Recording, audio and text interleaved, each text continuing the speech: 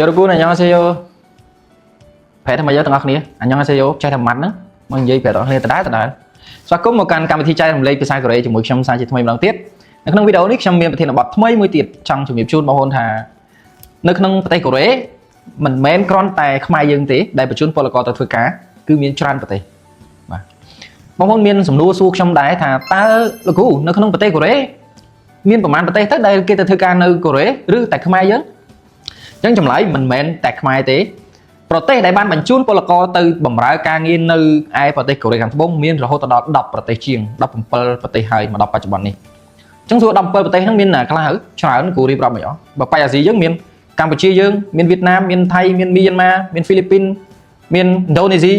មានបង់ក្លាដេសមានរុស្ស៊ីមានចិនបាទមានប្រទេសដទៃជាច្រើនទៀតបាទដែលបញ្ជូនពលករទៅធ្វើការនៅប្រទេសកូរ៉េតែទាំងគ្នាដឹងអត់ថាចំណោម17ប្រទេសហ្នឹងខ្មែរយើងគឺជាប្រទេសដែលជាប់ចំណាប់ថ្នាក់ទីប្រមាណដែលធ្វើការល្អជាងគេក្នុងចំណោម17ប្រទេសដែលទៅធ្វើការនៅប្រទេសកូរ៉េ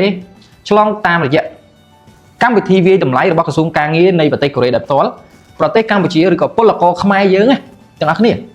គឺជាពលករដែលធ្វើការល្អបំផុត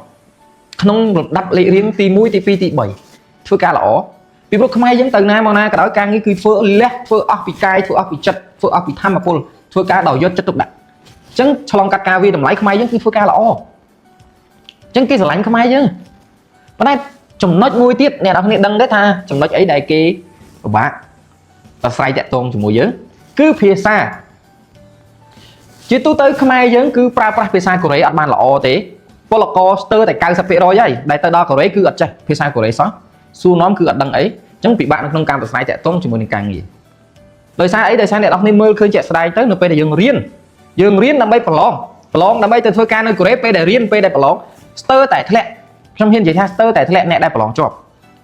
ហើយនៅពេលដែលជាប់ទៅនេះតម្រាំដល់ពេលបានឡើងទៅនេះចំណាយពេលកន្លះឆ្នាំទៅមួយឆ្នាំទៀតអត់បានរៀនសោះអត់បានពង្រឹងសមត្ថភាពភាសាកូរ៉េរបស់ខ្លួនឯងសោះអញ្ចឹងហើយជាហេតុពិបាកតាក់ទងប្រស្រ័យការងារភាសាកូរ៉េអញ្ចឹងនិយាយតែខ្លីការងារល្អក្នុងលំដាប់ top 5 1 2 3 4ហ្នឹងច្រើនផុតប៉ុន្តែបើសិនជាភាសាកូរ៉េក៏លំដាប់ top ដែរតែ top ពីក្រោយមកវិញ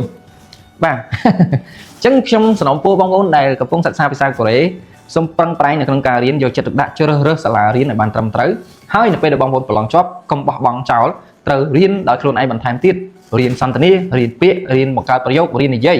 ជៀសវាងទៅដល់ប្រទេសកូរ៉េពិបាកនៅក្នុងការប្រស្រ័យតាក់ទងហើយជនជាតិកូរ៉េនៅពេលដែលយើងចេះភាសាកូរ៉េគឺគាត់ស្រឡាញ់ចូលចិត្តយើងណាងាយស្រួលនៅក្នុងការតាក់ទងការងារអូខេអញ្ចឹងនៅក្នុងវីដេអូនេះមានប៉ុណ្ណឹងអរគុណជួបគ្នានៅក្នុងវីដេអូក្រោយ